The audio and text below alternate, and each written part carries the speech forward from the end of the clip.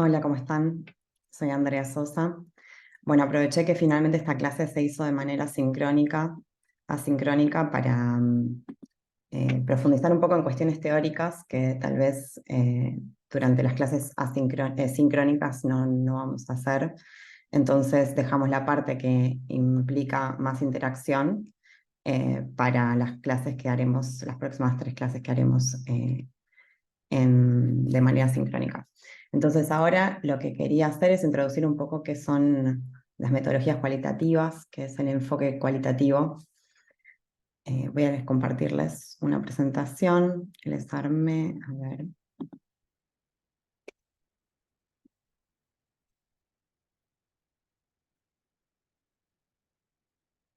perfecto.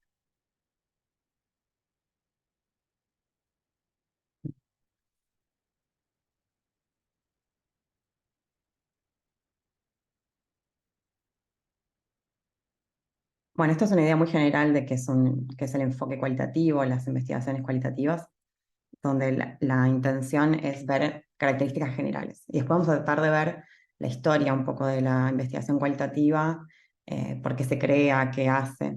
Entonces, el enfoque cualitativo es una cosa muy amplia, hay muchas escuelas, hay muchas perspectivas que desarrollaron este enfoque, tenemos constructivismo, feminismo, estudios culturales, marxismo, o sea, de diferentes perspectivas y de todo tipo de disciplinas sociales, ¿no? Humanas, sociología, antropología, historia, psicología. En este tipo de enfoque lo que predomina es una lógica inductiva, a diferencia de lo que van a ver con las metodologías cuantitativas, que son más de orden deductivo, es decir, la relación entre empiria y teoría es diferente. Acá se parte más de la empiria y se va hacia la teoría. Van a ver que en el otro caso es más bien lo contrario. Em, y es un enfoque flexible, o sea, que permite modificar las etapas de investigación, se suelen hacer en la misma investigación se suelen superponer diferentes etapas de investigación, no hay una relación lineal entre que se construyen los instrumentos de recolección de información, después se aplican, se tiene la información, se organiza y se analiza, no es exactamente así. Es mucho más dinámico, es mucho más abierto y es más en algún punto creativo porque permite reubicar las etapas de investigación y también hay un trabajo de interpretación por parte del investigador o la investigadora. Eh, y acá es donde empieza a emerger, sobre todo en la antropología y también en la sociología, que es un poco lo que vamos a ver acá, eh, la cuestión de la subjetividad, ¿no? De considerar las subjetividades y que no todo es absolutamente objetivo. Hay lugar para eso. Y después está lo divertido, digamos, de este tipo de trabajos, es que es ese trabajo artesanal, donde cada parte de información se interpreta, se reubica, se organiza para buscar una forma más completa y profunda de entender los fenómenos sociales. Entonces, bueno, hay muchos estilos, hay muchos procedimientos, hay muchas formas de hacer esto. No hay una sola y única manera de realizar la producción y el análisis de datos. Vamos a ver algunas acá.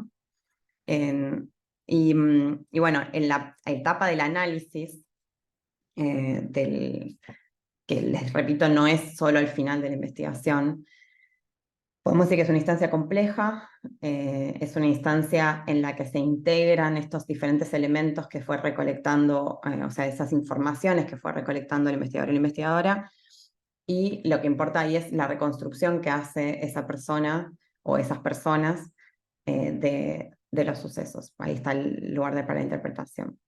Es como un rompecabezas, ¿no? Y lo interesante va a ser la mirada integral que quien interpreta pueda dar de algo a lo que se le da un sentido como un todo unificado, que es el fenómeno social que se estudia. Entonces, a ver, las principales escuelas cualitativas que podemos ver hoy en día, y las que vamos a tratar de trabajar acá son bueno, la etnografía, que está más vinculada con la antropología, la inducción analítica, que ahí ya se pone la cosa más sociológica, la etnometodología y la etnosociología y la teoría fundamentada. Yo soy socióloga, entonces, bueno, cuando hable obviamente de etnografía, lo voy a hacer tratando de respetar, digamos, la visión antropológica. Les antropólogos sabrán, pueden hacer comentarios después en la clase sincrónica, a ver qué opinan, etcétera. Pero sí es importante marcar la etnografía como uno de los orígenes, o si no el origen de las metodologías cualitativas. Y bueno, después también vamos a ver algo sobre la Escuela de Chicago muy breve, porque también es uno de los detonantes, digamos, de las metodologías cualitativas. Entonces, en esta clase vamos a ver etnografía, inducción analítica, un poquito de Escuela de Chicago, metodología, etnosociología. Este es un poco un orden casi cronológico, diría. Van a ver que la forma en la que lo voy a exponer no es cronológica porque traté de vincular las escuelas más conceptualmente. Y la teoría fundamentada, que es la que diría más se usa hoy en día, la teoría fundamentada o sus elementos, la vamos a dejar para otra clase porque esa sí la quiero ver en sincrónico, de manera sincrónica con ustedes. Así que bueno, empecemos. Bueno, etnografía, creo que todos deben haber cursado algo de antropología, etcétera. Recuerdan estos nombres, ¿no? Malinowski, Boas. Lo importante para entender el desarrollo de la investigación cualitativa, y bueno, obviamente si van a hacer etnografía propiamente dicha, estaría bueno que profundicen en este recorrido histórico y en cómo se hace la etnografía hoy en día. Pero sí es importante saber qué es lo que oferta, digamos, lo que ofrece la etnografía como algo nuevo. Entonces, bueno, Malinowski hizo este primer intento de presentar la metodología y las técnicas cualitativas del trabajo de campo. Bueno, y la cuestión de la estructuración de la cultura de las sociedades exóticas, ¿no? De cómo hay una estructura de la cultura de estas sociedades. Y hay varias cosas que hoy en día podemos ver en la forma de hacer trabajo de campo, que es de por sí algo muy de la investigación cualitativa. Obviamente también en la investigación cuantitativa va a haber unas formas de trabajo de campo, pero acá el trabajo de campo es central porque va a ser el origen de hipótesis, de conceptos en esta lógica inductiva. Entonces, bueno, lo que hacía Malinowski hacía residencias prolongadas en estas poblaciones nativas o exóticas, como le llamaban. Hay el que hace el trabajo de campo es el que analiza la información, es decir, el investigador está en el campo y recolectando información, que esta información es microanalítica, o sea, es micro, y después se hace un microanálisis de esa información. Se utilizan técnicas de observación, por ejemplo, la observación participante, que es como el origen de la observación participante, y el relevamiento de información en contexto. Se perfeccionan las técnicas de registro, lo que en ese momento se llamaban los diarios o las notas de campo. Hay muchos datos, mucha información, ¿sí? Bueno, ahí vamos a ver cómo en realidad la información no es equivalente a los datos, sino que los datos se construyen. Eso es como una visión más del constructivismo. Eso es la visión que yo querría que se quede, ¿no? Los datos los construye el investigador en la investigación, en cualquier tipo de investigación, quanti, quali, donde se triangulan ambas. Y ahí lo importante ahí es cómo se recuperan visiones o perspectivas de los nativos o de los actores con los que se trabaja.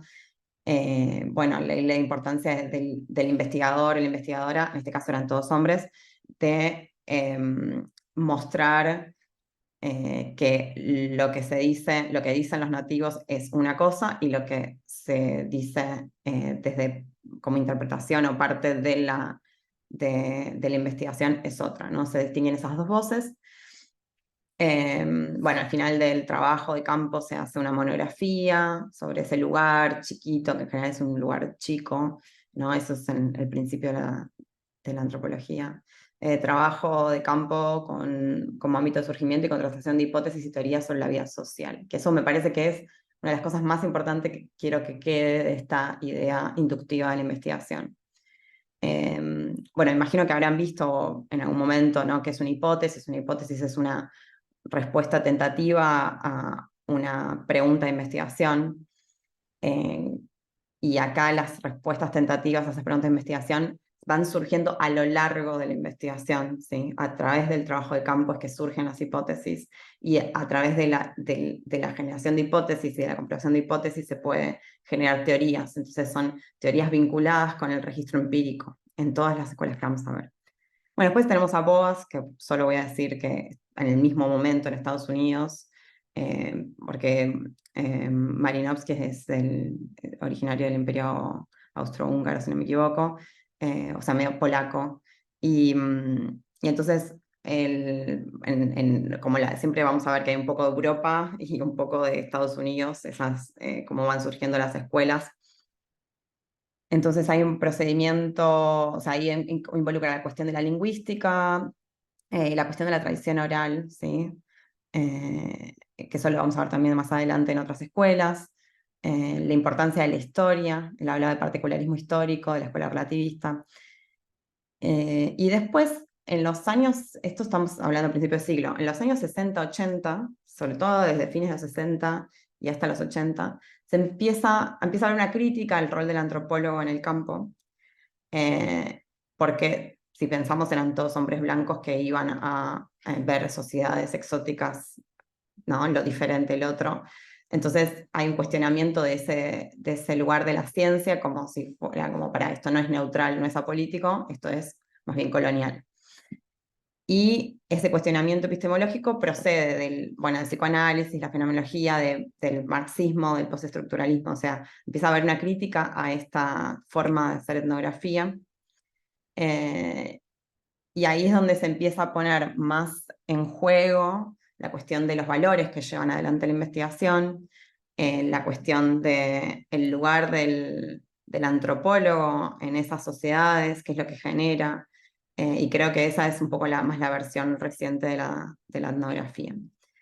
Esta etnografía la vamos a ver también importada, si se quiere, o utilizada, no exactamente este tipo de etnografía, pero sí las herramientas etnográficas por la Escuela de Chicago. Acá tiene un montón de nombres arriba que seguramente reconocen muchos: Park, Burgess, Fraser, bueno, y Staniecki, que van a ver que va a aparecer más adelante con otra escuela. Entonces, esta gente lo que hacía en Chicago, en la ciudad de Chicago, en Estados Unidos, en los años 20 y 30, estudiaba el desarrollo de la ciudad. Era una ciudad en plena expansión, había muchos problemas de delincuencia, muchos problemas de desintegración social, mucha inmigración, era como una ciudad de oportunidades, además hubo un incendio, entonces ellos se dedicaron a investigar ese objeto en particular, pero desarrollaron metodologías que aún hoy se utilizan en la investigación cualitativa. Y bueno, el estudio de campo de tipo etnográfico, es como uno de los orígenes de las metodologías cualitativas, y van a ver que impacta en el desarrollo de las otras escuelas, inducción analítica, etnosociología. Entonces, ¿qué es la etnosociología? Que es un poco más reciente, pero que sí de alguna manera tiene los mismos orígenes, si se quiere, epistemológicos, tanto con la etnografía, o sea, y con la Escuela de Chicago. La etnosociología, el principal autor es Daniel Berthaud, que es un francés, que lo que empieza a hacer es utilizar la tradición etnográfica para sus técnicas de observación, pero las usa para problemáticas sociológicas, ¿no? Entonces, ahí sobre un punto. Escolarización, inserción profesional, empleo, movilidad social, son temas que interesan mucho a los franceses, ¿no? Cómo se reproduce un poco la sociedad en ese sentido. Y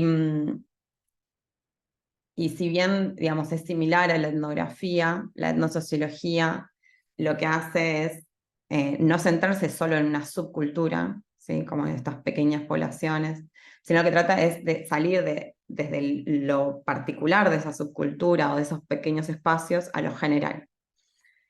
Entonces, y se concentra en las relaciones sociales, los mecanismos sociales, las lógicas de adaptación, las lógicas sociales, los procesos recurrentes, las cosas que suceden todo el tiempo como una especie, no diría leyes sociales, pero sí como cosas que se repiten, ¿no? Mecanismos que se repiten al interior de lo que ellos llamaban, o sea, lo que Berthold llamaba mesocosmos, ¿no? Que ahora vamos a ver qué es.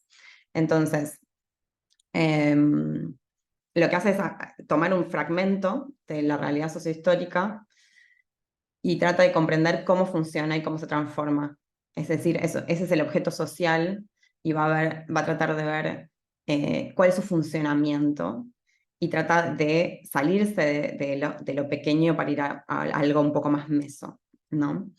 Entonces, otra cuestión es que estudia la estructuración, o sea, los procesos sociales estructurales, las relaciones, pero no se mete tanto con los fenómenos ideológicos y culturales. Entonces, los presupuestos de esta sociología son que la sociedad es un gran macrocosmos, pero que esa macrocosmos se puede subdividir en mundos sociales que son mesocosmos, que están centrados en actividades profesionales, culturales, asociativas, deportivas. Y a su vez, cada mesocosmos, que es lo que un poco a lo que uno intenta desde esta perspectiva llegar a comprender, está conformado por microcosmos. Entonces ahí tenés panaderías, escuelas, policía, hospitales, ¿no? Esos pequeños microcosmos a los que se puede acceder más fácilmente. Entonces lo que dice es que los microcosmos, como estos pequeños lugares, ¿no? Por ejemplo, él estudia las panaderías de Francia. Si uno logra entender las lógicas y los mecanismos sociales de esos microcosmos, los procesos de reproducción, los procesos de transformación de esos microcosmos, puede llegar a entender los mesocosmos, por ejemplo, todo el mundo de las panaderías de Francia, ¿no? Entonces, como que si uno se concentra en ese microcosmos, puede un poco, no exactamente generalizar, pero va a intentar, sí, en algún punto generalizar hacia ese mesocosmos. Bueno, para eso va a tener cuidado en realidad de no generalizar directamente del microcosmos al mesocosmos y decir todas las panaderías de Francia son como esta panadería que yo estoy estudiando.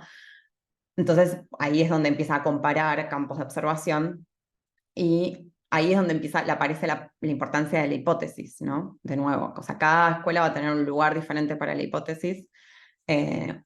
Todas sí surgen un poco de hipótesis que surgen del campo. Entonces, lo que va a hacer es, bueno, empezar a desarrollar hipótesis a partir del trabajo de campo, pero va a empezar a verificar si esas hipótesis que surgen del campo funcionan, o sea, se pueden comprobar, corroborar al comparar diferentes campos de observación. Y ahí lo que vamos a hacer, o sea, lo que va a hacer él es, y bueno, toda esta escuela, es a partir de ese cuerpo de hipótesis, o sea, uno empieza, ¿no? Una hipótesis, bueno, una hipótesis es una relación entre conceptos, es donde está involucrada alguna unidad de análisis, donde uno trata de dar respuesta a esa pregunta sobre esa unidad de análisis, cómo se comporta, por ejemplo, cierto mundo. Entonces, dice, bueno, hay dos cuestiones al menos que están relacionadas. Y ahí lo que empieza a ver es, bueno, un cuerpo progresivo, o sea, progresivamente se empieza a construir un cuerpo de hipótesis que va a ser el objetivo final del análisis es generar un modelo que permite comprender e interpretar el mundo social que se estudia. Entonces, se construyen esas hipótesis y se van contrastando. Y no se busca explicar los fenómenos, sino más bien describir mecanismos sociales, es un poco, en ese sentido no es tan ambicioso, que es efectivamente lo más común en metodologías cualitativas, no tratar de explicar, sino más bien interpretar, describir mecanismos sociales, funcionamientos, interpretar. Entonces, es importante el tema de las recurrencias, ¿no? De qué cosas suceden todo el tiempo, o sea, se repiten. Entonces, ahí vamos a ver como elementos de todo tipo, que no son solo variables, sino elementos que permiten comprender cómo funciona internamente un mesocosmos. Eso es lo que le va a importar. Y para eso utiliza los relatos de vida, que no son exactamente historias de vida, que es otra metodología que también en algún momento podemos profundizar, sino que son, digamos, la historia de vida es como la historia, la persona cuenta toda su historia de todo lo que vivió, etcétera, y se relaciona, por ejemplo, con un momento histórico. Bueno, esto es una descripción una narración, ¿sí? Que se entiende como una narración de esa persona sobre una parte de la historia de su vida que le está pidiendo el investigador que exprese. Entonces hay una parte de entender que no es exactamente la historia de la persona, sino la narración que hace sobre esa historia. Eso empieza en los años 50 a ser utilizado en Francia. Bueno, la metodología es un poco más tardía, fines 70, 80. Y él entiende que Berto, ¿no? Entiende mm, que estas técnicas son apropiadas para captar las prácticas sociales, o sea, para entender las prácticas sociales. Y ahí vamos a ver que hay una variedad de puntos de vista y de posiciones o sea, va a buscar justamente la variedad de puntos de vista, va a buscar la variedad de historias,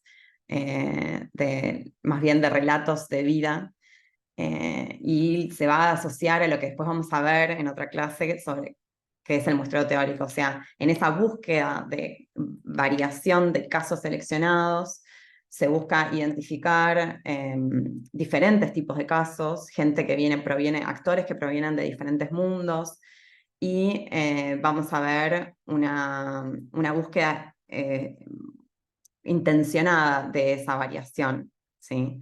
Justamente por lo que decíamos antes con respecto a las hipótesis, ¿no? De que queremos probar un poco que lo que estamos diciendo, que cómo funciona ese mundo, ese mesocosmos, es así que sucede. Entonces, para eso hay un interés en la búsqueda de casos negativos, ¿sí? Y, y bueno, el momento de encontrar algún caso negativo que diga, bueno, evidentemente esta hipótesis no funciona, bueno, ahí podemos o reformular el modelo. Sí, que no queda otra más que reformular el modelo y decir, bueno, esto no funciona como pensamos que funcionaba. Después tenemos la etnometodología, que, que en realidad es un poco anterior y está un poco también descolgada de todo el resto de las escuelas que veníamos viendo. Eh, Porque, bueno, en fin, es diferente. Yo la pongo acá para que después quede la inducción analítica al final, que es la que más conecta, me parece, o que nos permite comparar con la teoría fundamentada. Entonces, la etnometodología es, bueno, de las escuelas más divertidas, diría. Seguramente escucharon hablar de Harold Garfinkel. Él tiene, en los años 60, ¿no? Desarrolla como este empirismo radical. Y lo que dice es, em, el orden social no está dado, no es una cosa que funciona y que cada uno se ubica en un rol social, como por ejemplo decía más bien el funcionalismo de Parson, que era lo que predominaba, sino que el orden social se construye. El orden social lo construyen los sujetos y lo construyen a través de la interacción social. Entonces, para entender ese orden social, hay que entender, o sea, se quieren entender las reglas de ese orden social, las prácticas del sentido común, ¿no? Entonces ahí es donde se interesa por la vida cotidiana, o hay mucha influencia de Schutz. Entonces dice, el orden social es producido por los participantes y la etnometodología quiere conocer cómo los miembros de la sociedad constituyen ese orden social. Para eso analiza este sentido común, el, y, digamos, la producción y la reproducción de lo social, de por qué las cosas se dan como se dan. ¿Y qué dice? Bueno, para entender cómo la gente un poco actúa siempre de la misma manera o muy similar, es porque de todos en cada sociedad tienen un poco las mismas expectativas de trasfondo.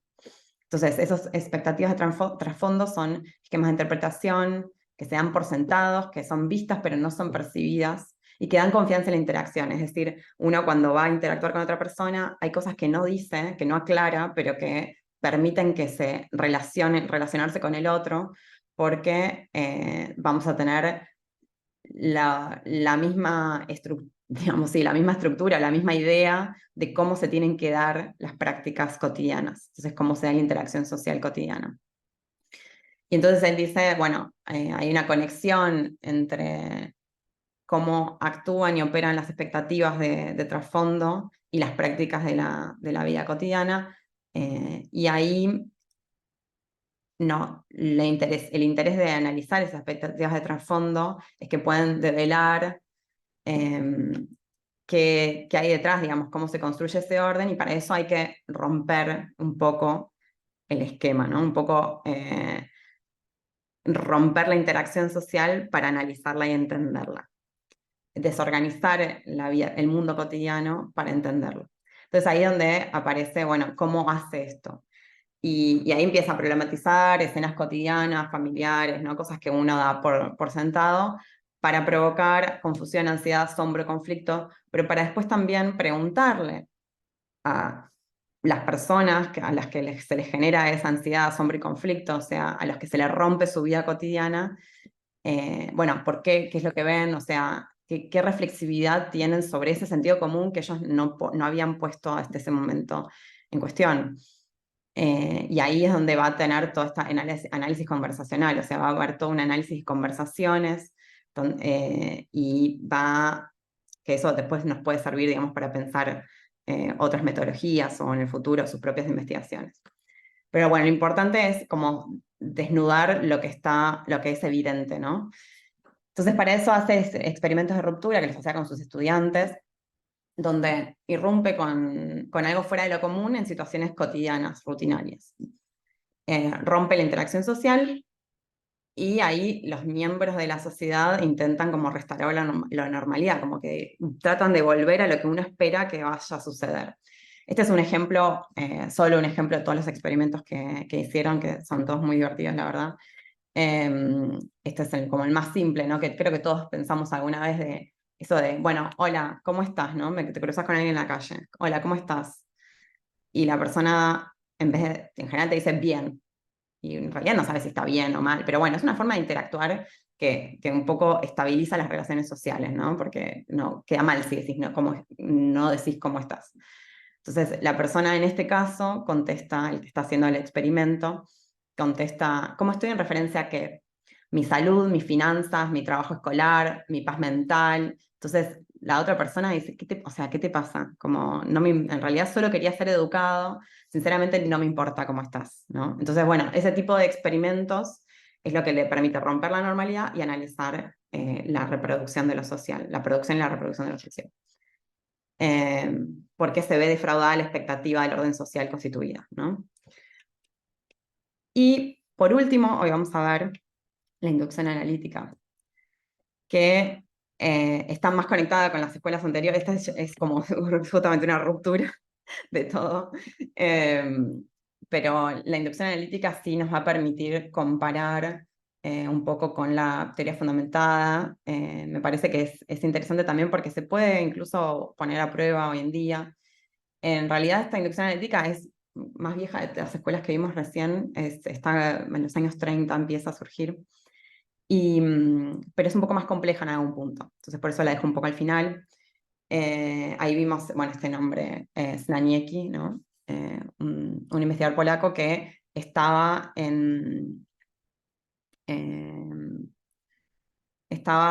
¿cómo se dice? En la escuela de Chicago, o sea, es como que empieza a aprender ahí, pero él desarrolla su propia escuela, que es esta inducción analítica. Y él dice, este es el método que tiene que ser adoptado por toda investigación social. Es bastante ambicioso todo.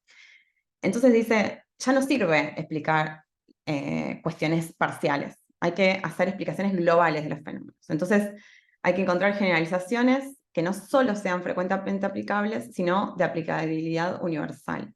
Bueno, ¿y cómo hacer eso desde una metodología cualitativa? Entonces, lo que hace es, bueno, es establecer relaciones entre conceptos de carácter universal y explicar los fenómenos de manera que no quede ningún caso por fuera de la definición, ¿sí? Es como una cosa medio progresiva de incorporar casos. Bueno, y su validez no está tanto en los casos examinados, sino en que se busca la variedad de casos, un poco como en la etnosociología, solo que la etnosociología no tenía esa pretensión de explicar globalmente nada. Sino más bien con conocer los mesocosmos. Bueno, en este caso, si quieren explicaciones universales, y por eso se buscan casos desviados o negativos. Y Y bueno, y ahí está interesante el tema de los análisis de documentos escritos, utilizaban cartas, o sea, bueno, en fin, vamos a ver que el relevamiento de documentos escritos y el análisis es una metodología muy actual que se superutiliza, así como las entrevistas o las observaciones. Y acá es muy importante la hipótesis porque lo que va, o sea, en esa creación de conceptos, en las relaciones entre conceptos y justamente en esas conexiones de conceptos, la formulación de hipótesis va a ser el procedimiento que le permita ir generando estas explicaciones que intentan ser globales, pero esas hipótesis obviamente tienen que ser comprobadas. Entonces, son hipótesis en constante comprobación, ¿sí? O revisión. Es lo más parecido, o sea, es como que tiene esa pretensión de acercarse al modelo experimental de las ciencias naturales. Bueno, hay una comparación explícita con grupos no expuestos a los factores causales analizados, o sea, hay como una búsqueda de la explicación y de la causalidad, pero desde una perspectiva cualitativa. La verdad que bastante ambicioso, interesante. Y, y entonces la idea es que cubra todos los casos del fenómeno estudiado. Entonces, ¿qué se hace? Bueno, se formula una primera definición del fenómeno a explicar, ¿no? Por ejemplo, no sé, sobre la drogadicción o sobre alguna cuestión social que se quiera analizar. Después se trata de explicar hipotéticamente por qué eso sucede como sucede, ¿no? Un poco el por qué, qué conexiones hay. Se empieza con una hipótesis. Esa hipótesis va a dirigir la búsqueda de un caso de estudio para ver si esa hipótesis se comprueba o no, ¿no? Se determinar si se adecua o no se adecua la hipótesis, en este caso en particular. Entonces ahí es donde se hace hincapié en los casos cruciales, ¿no? Que son los que van a poner mayores obstáculos a la comprobación de hipótesis, porque eso es lo que va a hacer la hipótesis más fuerte.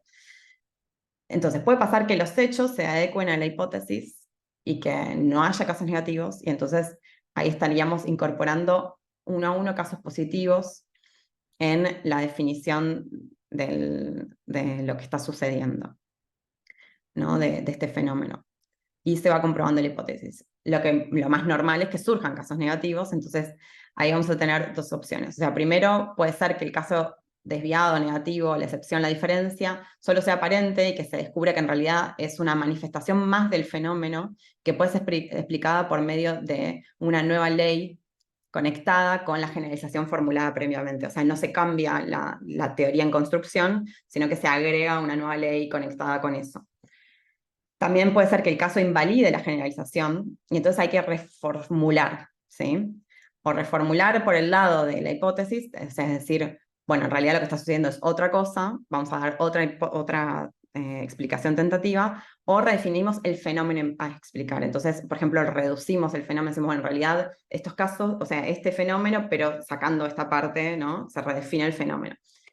Entonces, ahí hay como un juego entre la postulación de causas tentativas de estas hipótesis y las definiciones tentativas, ¿no? Se pueden modificar cualquiera de esas dos cosas, una modifica la otra, y la idea es que haya una relación integral entre causas tentativas y definiciones tentativas, o sea, causas y definiciones, y entonces cuando la teoría logra esa relación integral, cuando las generalizaciones que se hacen sobre los fenómenos son autoevidentes a partir de la propia definición del fenómeno, es que se ha cumplido con la tarea de la inducción analítica.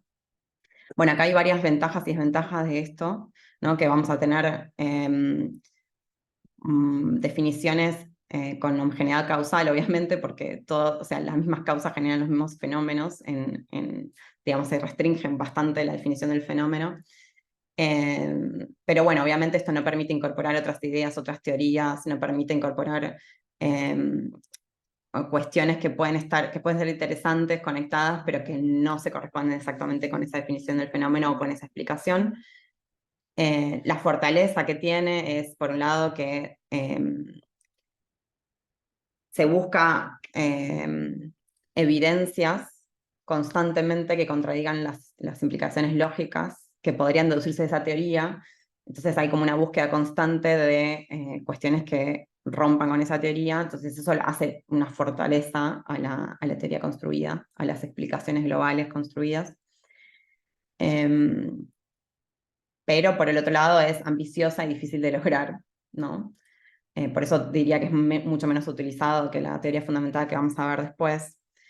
Em, y también, bueno, es medio difícil de decir, bueno, acá termina el proceso este, o sea, acá ya incorporamos todos los casos positivos y no hay más casos negativos. Pero sí, lo interesante de esta idea de los casos desviados, que también está en la etnosociología, es que dinamiza la producción de conocimiento, como que estimula la producción de conocimiento, que busca esta búsqueda por lo negativo. La verdad que hay que tener mucha honestidad intelectual para llevar a cabo este tipo de investigación, porque uno puede hacer la vista gorda y decir, ah, bueno, listo, terminé. Y no, la verdad que acá hay un interés muy importante, muy marcado en los casos desviados. Y bueno, esto permite como un refinamiento progresivo de la teoría. Bueno, y después lo que vamos a ver es la teoría fundamentada, que lo dejamos para otra clase porque esto ya se hizo muy denso y muy largo, pero espero que les dé una idea de por dónde viene la cuestión de las metodologías cualitativas, o sea, de la investigación cualitativa que excede las técnicas de recolección de información. O sea, nosotros vamos a ver las técnicas de recolección de información, es decir, las entrevistas, las observaciones, vamos a ver la cuestión del reglamento de documentos, pero hay escuelas enteras que trataron de pensar la sociedad a través más allá de esas técnicas, ¿no? Que tienen que ver con todo el proceso de investigación. Y también vamos a hacer más adelante hincapié en el análisis de esa información, cómo analizarla de manera inductiva.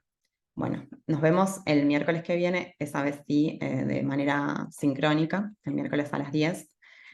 Miércoles, sí, 19. Bueno, hasta luego. Ahora subo la clase.